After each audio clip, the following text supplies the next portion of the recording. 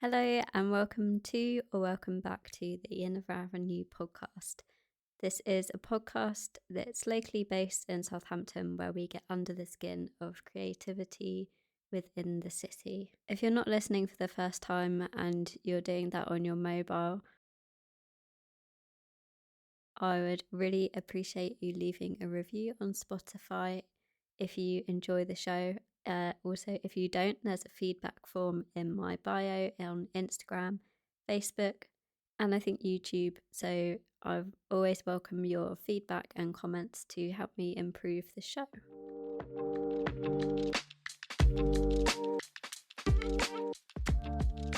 It's been a minute. We haven't done a podcast for a long time. I say we, it's just me.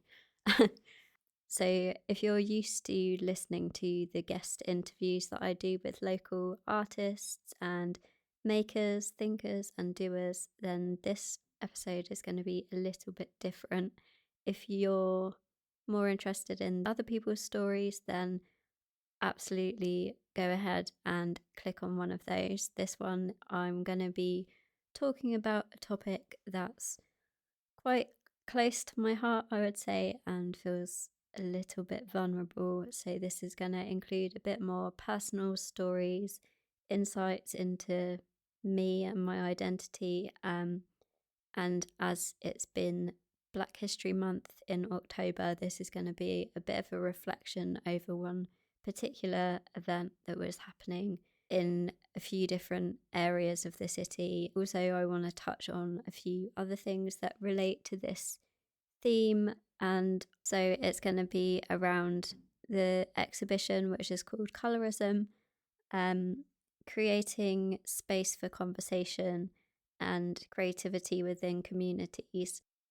It feels a bit political as well. I always try to keep this podcast away from those sort of topics, but I think in this context, it's just makes sense. I'm going to be talking purely from my own experiences and my own thoughts, so I'm not speaking on behalf of anybody else.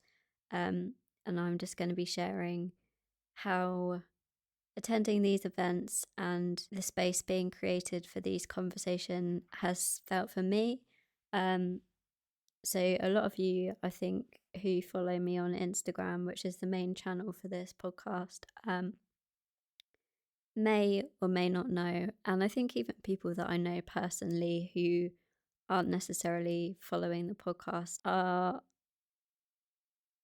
maybe going to be surprised when I say that see, even this feels weird. So I am mixed race. My dad is black and my mum is very white. Like, her family are Scottish and Irish. So I'm a mix of Jamaican and Irish predominantly. And I think it just feels, yeah, as I said, a very vulnerable topic for me to talk about because I feel a bit exposed even saying that out loud. My dad's always been very proud of his heritage, and because it's visually very evident for him, you know, like people identify him as black and he identifies himself as black. But with me, I get mistaken for Spanish, Italian. It's great when I'm traveling because I go to different places and I just blend in and I don't get treated like a tourist, which is excellent. But that for some people would be kind of counting as passing. And if you don't already know, that's a term where somebody of black heritage, person of colour, however you want to word that, is appearing in society as somebody who doesn't have that heritage. So for me, I don't think that I look I need to take a breath. I don't immediately look like I have a black parent. My hair is a main way for people to get that vibe from me. A lot of people without my hair being so curly, I think, wouldn't know at all. And a lot of that identity is, we'll wait for the motorbike to go past, a lot of that identity is kind of attached to my dad. So that's something that I want to talk about in this episode. So I don't want to dwell on that too much because, as I said, it's quite a political topic, and obviously I can only speak from my own experiences. I can't speak for everyone who is mixed race. I can only speak from my personal experiences. I know people that I went to school with and things, and some of them have very dark hair, very dark eyes, a deeper skin tone than me. And I also saw pictures at the Colourism exhibition and read the tags underneath people's photos, which is where they shared their very short snippet of a story as to how they identify on the theme of colorism. So there were people there who were very, very light-skinned, and you would, like me, wouldn't immediately realise unless you maybe know their family or you identify with them in a different way, like you know them as a person. So that's going to be another theme of this episode, is just the topic of identity. And I think it's really common in lots of creative practices to create work on the theme of identity. It's almost something, it's a weird one because people identify themselves, but then we all identify with people, and then we identify someone in our mind in a way that we perceive them to be. So it's a multifaceted topic. So the other thing that I just want to point out is, if you haven't already been to see the Colourism exhibition or you haven't heard of it and you live locally, you can go to see it. It hasn't quite ended. I think they extended the date. So you can go to Southampton Central Library until November the 8th, and you can go and see the display. I won't spoil it. I don't want to tell you too much about what's in it, but you will have seen some of it online, I'm sure. So to start off, I posted a story on Instagram when the race riots were happening, and I think I saw quite a few stories from other people talking about it. And with this platform, with the podcast, I kind of felt like I absorbed that emotion from other people, if that makes sense. I wasn't really thinking about it too much beforehand, and then there was a bit of scaremongering going on, and thankfully Southampton really came and supported and, you know, just erased that whole narrative that people of colour aren't welcome and everything like that. So I posted a story, and in that story, I'll share it in the YouTube video version, but for anyone who hasn't seen it or is just listening without the video, this was a picture of me that a friend and fellow podcast guest, Hayley, took of me for a brand photography photo shoot. And it was me sitting on a table with a giant book. And I had highlighted a few different things within that photo. So there was a black area, and I'd said something along the lines of, this is, I'd said something that alluded to the fact that I was mixed race and had a black grandparent. And then there were other bits where I'd also highlighted the Irish side, so I wasn't specifically focusing on the black side. I also said something about the fact that O'Keefe is my other grandfather's surname, and he came over in a boat, and this whole narrative of people who come over on boats aren't welcome and all of that kind of thing. So I kind of highlighted all these different bits, and somebody who actually take the photos for the Colourism exhibition, his name's Nosa Malcolm. I'm sure you've seen his photos too, because he's done loads of stuff across the city. Lots of people are really raving about his photography, and I highly recommend you go and check out his accounts. He's on Instagram. He got in touch with Don John, who is the guy who, I should get this right. He is the founder of.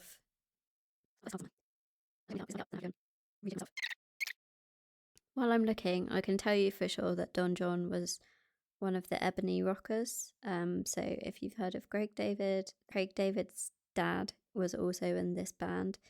And they're really pioneers in Southampton's music history. So Don John is a filmmaker, a musician, as I said. He's a leading expert on race and diversity issues in the UK. He has written a book. He's got a degree. Basically, he's very qualified to touch on and talk about this topic. So he was doing this exhibition called Colourism, and I received an email while I was on holiday, I think, and it basically just said, we'd like to invite you to this private preview of the show. And I was like, oh, awesome, that sounds really cool. So I went along with my dad because my dad wasn't working that week. To be honest with you, I don't know if I would have gone if my dad wasn't there, because again, it's this thing of almost like feeling like I don't belong in those spaces. I didn't want to turn up, and I guess I was very conscious of what other people would think. I didn't want to arrive in this space and be perceived as like, not that anyone would say this, but in my head, it's being perceived that you're just, you're just there, you're not part of that community. So I felt quite ambivalent about attending this event. But thankfully, my dad could come. So we walked in, and literally, my dad knew like half of that room. And the way that they'd done it, I really loved. So it was in Central Library, and it's just in the normal downstairs area, but it was after hours, so there wasn't anyone else there. And they had like pieces of art from local Black artists. An example down here, if you're watching the video, is Edgar Leshaji's work. He's also been on the podcast. So one of his prints is just down by my chair in this video for anyone who can't see. So his work was there, lots of other people, and then they had food, and it was all like patties, jerk chicken, all of that kind of stuff that you would expect to find at any kind of Black Caribbean party get together. So that was really nice. It felt quite homely, even though it was in the library, which is a familiar space. So I really liked that. And then the photos were just at the back in the circle atrium ish thing. I don't know what to call it. And they were all printed on like A1 posters. It wasn't, I thought there was going to be more work, and it was really interesting because the people who were in the photos were also there. All the ways that this theme of colour when it comes to people and heritage and story was displayed. It was quite bare bones, like it wasn't in fancy frames or anything like that. It was just, it was almost like a conversation prompt. So you could go up and see these photos, but then it really, like with any art gallery show, it really asks you to think about your own receptivity, perception of this work. So that was the first time that I met Nosa. So that was when I found out that he'd actually seen the story that I posted, and he had then passed that on to Don, and that was how I got invited. And it was really interesting because he came up to me and and I hope he doesn't mind me talking about this. So he came up to me and introduced himself. So it was really nice to meet him. I knew what he looked like because I saw him at the Turner Sims, and that was another event where he had been taking the photos, and I only knew that it was him because someone happened to mention his name on the microphone, which was good of them. So he came over, and he was kind of like, it was quite, it's an awkward topic to talk about, even in these circles, because again, on this theme of colorism, you can't look at somebody straight away and know where they're from.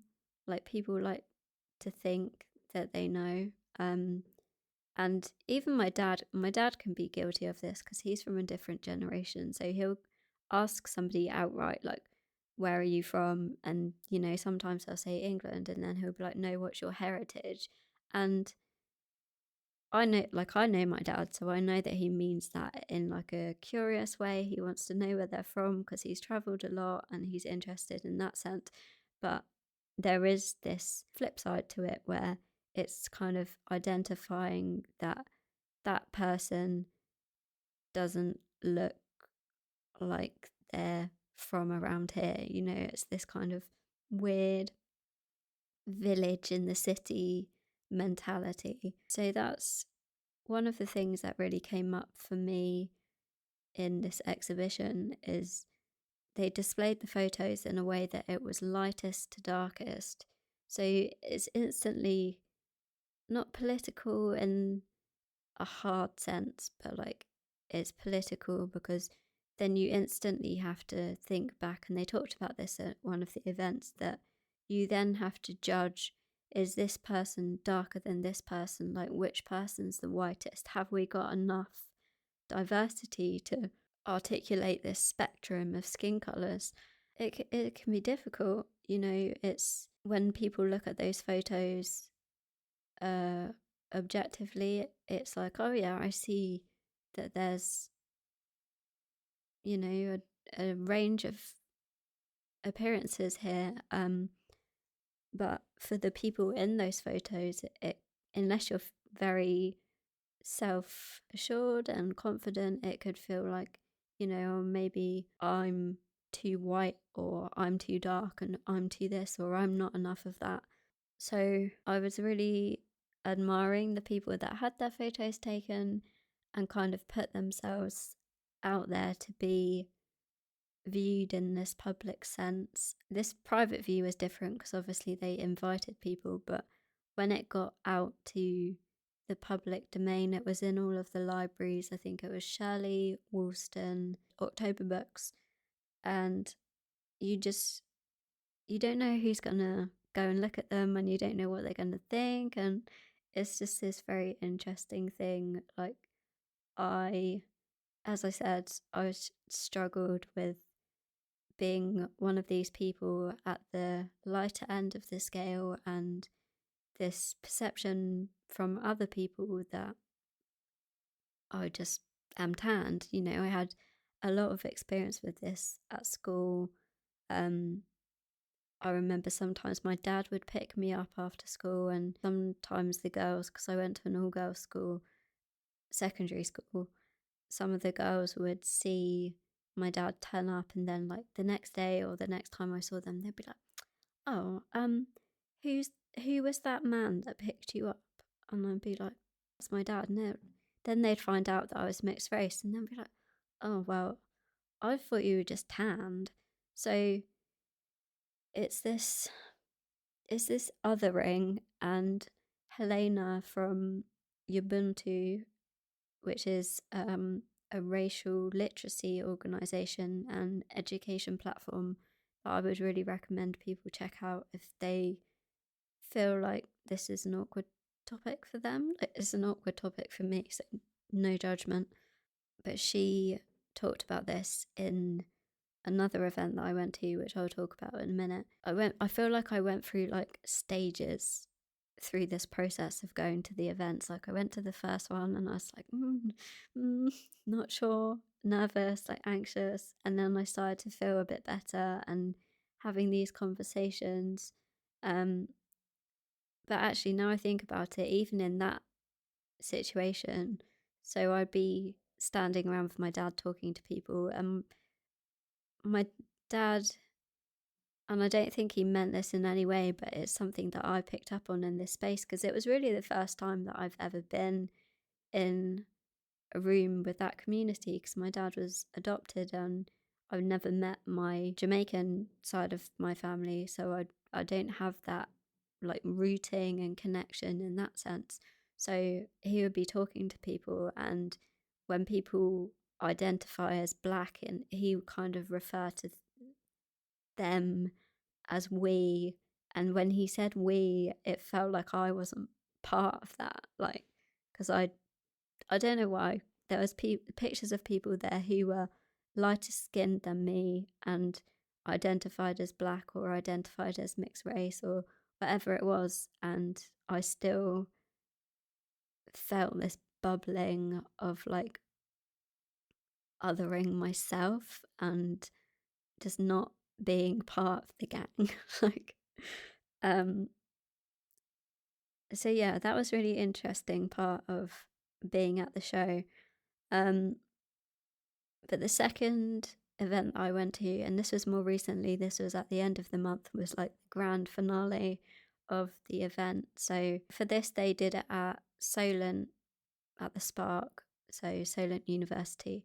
Um, and that was getting a few of the people who were in the exhibition to share their thoughts on the topic of colorism and the way that they related to it. So Gnosis talked about photography and taking the pictures, and then they had Abdoulie, who is the guy that did BBAM, and he is also very educated. I should really have got up his credentials to properly mention him, but I believe he is a doctor of something. Um, so he is. He was actually one of the community legends in the project by Southampton Forward. Yeah, so he is a doctor. He is part of the council. Oh my god, this is so bad. I should really have looked this up. I don't want to go on his LinkedIn because that's like super stalker. Okay, well, he was there, and then Helena from Ubuntu was also speaking, and she spoke on um, her own experience as somebody who grew up with a white mother and hadn't met her father, and this topic of like othering and passing, and it was really like surprisingly comforting to hear somebody else talk about this experience of being perceived as a like a just, like, oh, you're just tanned, or you're just thought you were Spanish, or whatever it is. So she really made me feel comfortable in that room, and I think them having created that space, Don and the other people that worked on this project, creating that space for open conversation was really heartwarming, because there were people from the university, people who were studying and writing their dissertations and theses and things on. There was somebody who was writing a thesis on the trauma of past events, so for black parents and families to touch on this topic for, I guess, children like me. Like if my grandparent was still around, we might have had those conversations, because my granddad was born in the late 19th century. My dad's old. So I thought they asked some really insightful questions. Like they were touching on this idea that if the exhibition were to continue, would they consider having pictures of children for children to relate to children rather than adults as this different kind of, not only like a visual level, because adults are generally taller, right? It's having children in the photography too. So parents can come and have those conversations, whether they have this link or not. So I thought that was really interesting. I think for that thought, for me, the only thing that made me feel like the alarm bells were ringing were just like, how do you protect those children who are in the photographs? Like, as I said before, you don't know how people are gonna react to this topic. I guess if you're really not interested or against it or whatever it is, you aren't gonna go. But at the same time, like, it could easily be something that schools go to see. If a child's too young to understand what they're looking at, because racism is taught, right? You don't grow up, you're not born racist. You don't have this perception of, oh, you're different to me. So how do you frame this? You almost need somebody to be there talking the kids through these photos who's an impartial person, because there's obviously this side of this whole discussion and this whole topic of people who don't know how to talk about this. This is what Helena talks about as well, is how to go about it. Like, what should you say? What shouldn't you say? How do you make it accessible? And one of the things that she spoke about was the topic of hair and dance. So it's leaning into this creativity angle.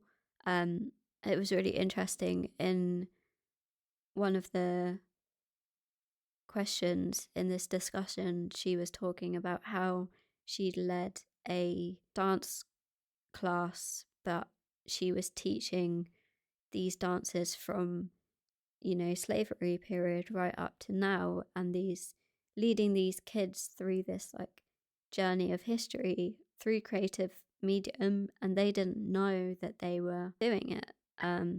So that was really interesting. And she also spoke about hair and how in corporate environments there's this perception and this idea that like curly hair is messy, or you can't have certain hairstyles. Like, I've been watching a program on Disney which is all about hair, and there was a lot, because this is kind of more about Black American, and this thing of them having lots of different hairstyles and not being allowed to display them and wear them, and not even wear them because it's not costume, not allowed to be true to themselves in this environment because it's not appropriate. And I remember my dad even had an experience of this when I was very young. He used to work on the cruise ships and he had dreadlocks, like way down. They're really long, down to his waist. And I remember he had to cut them off because he was told, you can't work on the ship if you've got dreadlocks. Like, it blows my mind. So yeah, there's a lot to unpack, and there's only so much I can kind of share without actually being there. And I kind of wish I'd pressed record so I could record the conversations that were had. And there were people from all different environments, all different countries, cultures. And I think having more of those conversations is really important. And also that people actually turn up to them, right? Because I think there was only about maybe 30 people in that room. I don't know what the capacity was, but it easily could have been like 60 people. But whether it's down to marketing or whether it's down to the topic itself or just general availability, like, there weren't enough people in that room to hear these conversations. And that's why I think doing this podcast, in the same vein, it's creating space for conversations, but it's recording these conversations so that people, whether they're in this room or not, can listen to them, absorb them. Maybe they have their own conversations later about the same topic, without having access to that, it's not going to happen. So I think there, from my perspective, and this obviously comes from my perspective as also a marketer, I think there does need to be a bit more about promoting this event and engaging people to the point where they actually come along, because this affects everyone. It's not just for the communities or people with connections and links to this. It's I don't want to say systemic, but it's embedded in our culture, especially in Southampton. Like, it's such a diverse city, and I think that's one of the best things about it. But we need to learn how to integrate circles, because it's like, this is your community, and it's like an ocean between. So we need to find ways to bring those together. And BBAM was a really good exhibit demonstration of that happening in real time. If you didn't see that, that was a festival in Guildhall Square, so the cultural quarter in Southampton, and they had lots of different stands and music and food, and it was the different parts of Africa, so the Gambia, Senegal, actually I don't know if Senegal was there, Tanzania. My geography is terrible. Okay, I can't list them all. So if you're wondering why the heck I'm talking about this in the podcast about creativity, is because I think it's really important to talk about, and it's something that is creative and is happening locally. Also, again, it's creating space for these conversations. So a lot of people didn't see these exhibitions and weren't at this event, which is why I'm talking about it as somebody who did attend, because I don't want this exhibition to kind of stay within October, like, oh, it's Black History Month, let's talk about racial inequality and all of this. It's something that should be talked about all the time. It's not a box exercise. We're not putting it in, oh, that's for October and now it's Christmas, let's move on. No. So I wanted to show you a few photos from my photo shoot with Hayley, because one of the main things within my consultation with her and building a brand around something that's not visual, like a podcast, I was kind of thinking like, well, if I'm gonna build this sense of a brand of what Inner Avenue is, and the only thing that's kind of central in all of it is me as the host, right? I didn't want the photo shoot to be about me, really, but then it was finding a way to make people feel comfortable, like they could come into this space and have a conversation. It's like the Colourism exhibition. It's presenting these photographs so people can go and look at them, reflect, maybe pick up on their own perceptions, and allowing them their space to do that. So that is kind of what I was trying to achieve with the photo shoot. So I've spoken to Hayley on the podcast again, so you can go and listen to that episode. But I want to talk specifically about the angle that we took with my hair, because I was talking to her and I was kind of saying, I don't want to be the focus of this photo shoot. The podcast is not about me. It's not an ego exercise.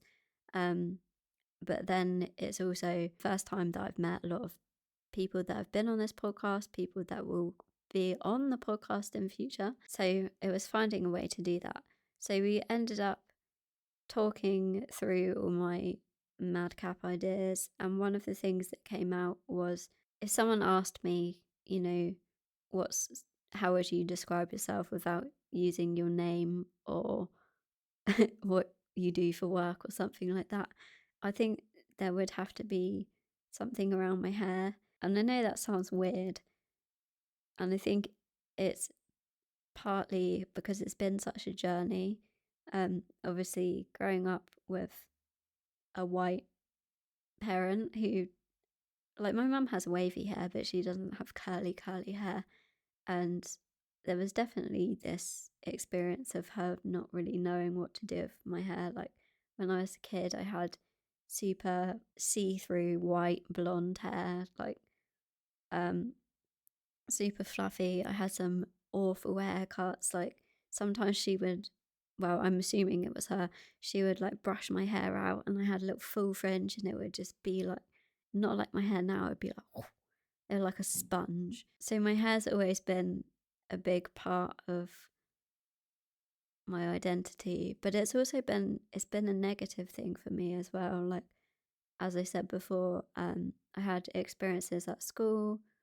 There were times where I heard people saying things about my hair looking like messy because it wasn't straight like everyone else's. I couldn't have the hairstyles everyone else had. When I was at school, it's like this swooping fringe right across your face. That just doesn't work in my hair. And I remember when I was about 13 or 14, I used to brush my hair with a wet brush so it was like wavy instead of curly. My hair has got curlier as I've got older, but it was still fairly curly, but it was super long. So it's almost like dragging this curl out, but it's something that is programmed into your body, like curly hair. It's in the follicle of your hair. It's like a memory. Um, so it can be quite poetic in a way. You know, I've got this tie to people who I never met and probably will never meet, who have allowed me to, oh, emotional, um, have come before me and had these struggles. And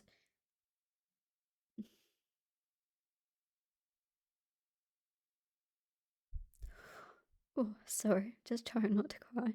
Um, yeah, these people that have come before me who have had these struggles and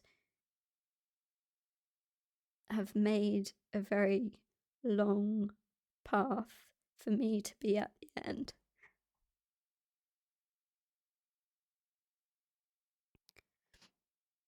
And be in a position where, you know, I have a choice.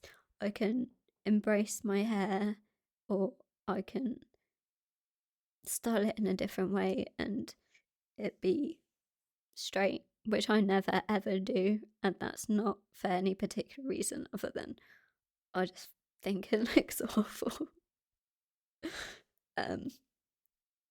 To have a sip of my cold hot chocolate.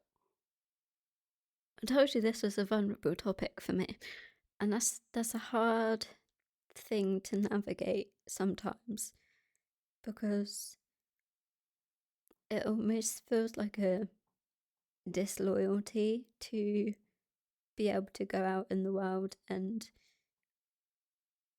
make this decision as to whether you're going to be accepted in the world for who you are.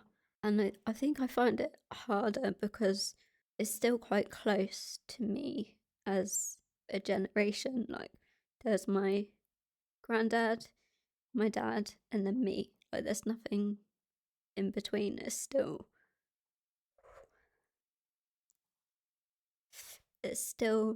there, if that makes sense. And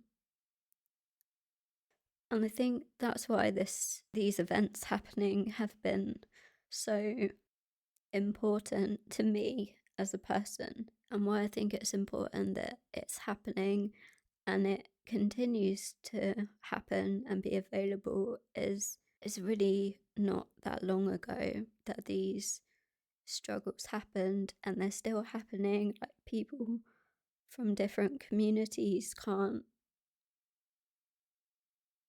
always bring these elements of creativity and culture into cities and countries because, it's not part of that fabric of that place. And to me, that just doesn't make sense. Like, I feel like I'm going off track. I need to go back to I have got notes here. You'll be surprised to hear. I do have notes, but I'm going off the rails. I might have to re-record this because I feel like I've done this in a really weird way, and it's kind of touching on lots of different things, and it's not, what's it? There's a thread, but it's loose.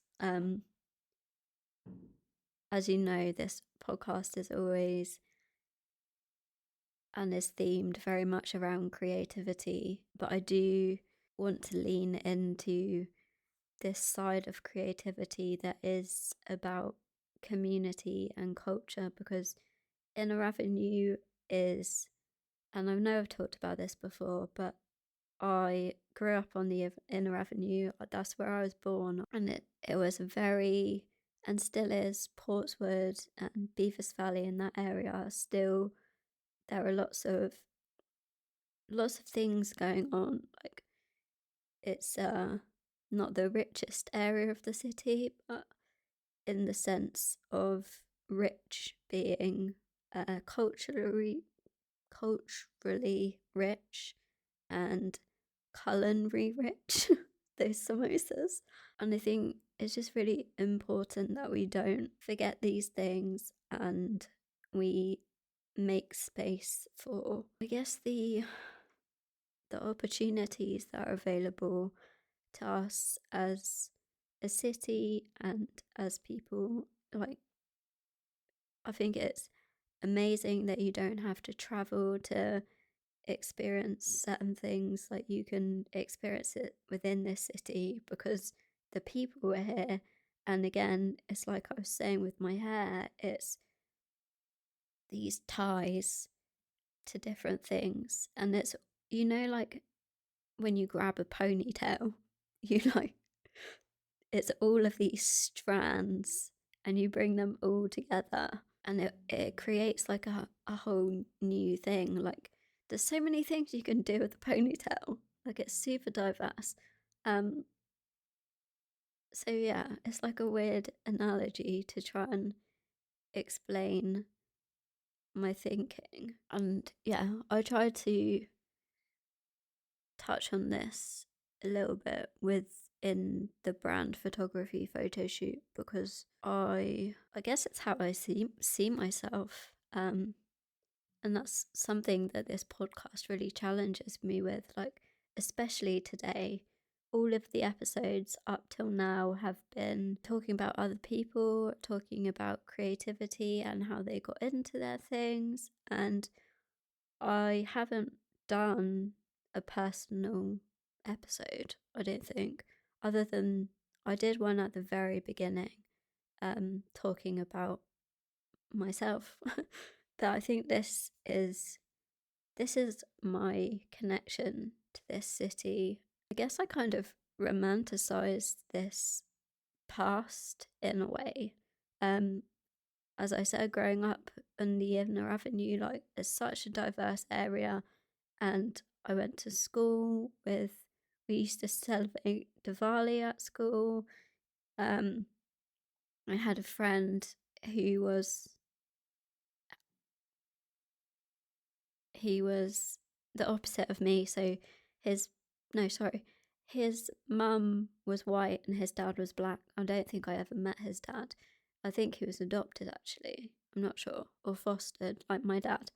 And my dad used to walk us to school together sometimes, like literally around the corner from where we lived. And sometimes people thought that he was my dad's son. So there are a few things that I want to recommend to anyone who's still listening to my ramblings, and they're not necessarily local, so I apologize for that, but I think they're really good in terms of getting a handle on this topic of colorism and culture and race and creativity and all of these things in just a big melting pot. So, one of the things is a podcast actually, and it's called Mixed Up. And there's an episode on there that I thought was incredible, and it was with an author who is half Chinese, I believe. Um, Obviously, that's not black, that's not the same thing, let's not get that twisted. But she writes a book about this experience of being between two different cultures and two different communities, and it's really thought provoking for anyone, and just it helps you understand this topic from another person's perspective. As I said at the beginning of this is only my perspective and my feelings and my thoughts about this whole theme. So I would recommend that you listen to somebody else's. So the episode was with called Hanako Footman. So I don't know what number episode that's called, but if you look up the Mixed Up podcast and you look up the episode with Hanako, so that's Hanako. So that would be my first recommendation. And I think you can find this, if you're listening on Buzzsprout, you can find this on the pod roll. So there'll be a tab where you can see the podcasts that I recommend and I enjoy listening to. So it should be on there. Another thing that I want to highlight to you is some of the people that I've mentioned. So Don John, who organised and started the Colourism events and exhibition, he has a book, and it's 7 Black Stories in Southampton or something like that. I don't know exactly what it's called, but you can buy it in October Books. He was doing some shameless promotion at the finale event, which was very entertaining. And I'm sure you can pick it up for not too much money. So I'd recommend, if you want to hear local stories within Black communities, I would recommend going to October Books and checking that out. I'll try and find a link to the name, or at least name it for you so you know what you're looking for. Another thing, Helena, her platform, as I said, is called Ubuntu. You can find her on TikTok. She does lots of videos, and she's also on Instagram. I'm sure she's on Facebook. I will find some links to her channels, but again, that's all about racial literacy and school education and things like that. I believe that she goes to visit schools and helps teachers approach this topic and this history. So if you are interested in that, or it would aid an employer or anything like that, then go and check her out. And then the last thing that I just want to say is, again, if you haven't seen the Colourism exhibition, then I really, really would recommend that you go and have a look. It really won't take you long. If you're in town in Southampton, you can pop to the library. It's free. You just wander in. It's in the main entrance area by the reception, and you can go in there. It will take you less than 10 minutes to go and see those photos, at least, even if you don't stand there pondering, reflecting on life and all of your thoughts. Just go and see it. So that's on Southampton Central Library until the 8th of November. If you enjoyed this episode, or you made it to the end at least, or you've listened and this isn't the first time and you're listening again, I would really, really appreciate that you leave a review on Spotify. Again, if you're on mobile, you can do this. If you're on your computer, it won't be as easy, but you can, even if you just send me a message on Instagram or something, like I could turn that into a little review post or something. Um, so that would be really helpful. And again, if you want to leave feedback, please don't criticize me for crying on this episode. I'm so sorry. I said this is a vulnerable topic at the beginning. I was consistent at least. There's a link in my bio on Instagram. And if you want to check out any of the other episodes or follow us on social media, then you can find Inner Avenue on TikTok, Facebook, Instagram, and there's also a website. So if you head to @Inner Avenue, all one word on most of those platforms, you'll be able to find it. I hope that we can continue these conversations and continue exploring different angles of creativity and community in the city with local people. Let me know if you enjoy these solo episodes. I don't do them very often, so they're a bit unhinged. I will see you in the next one.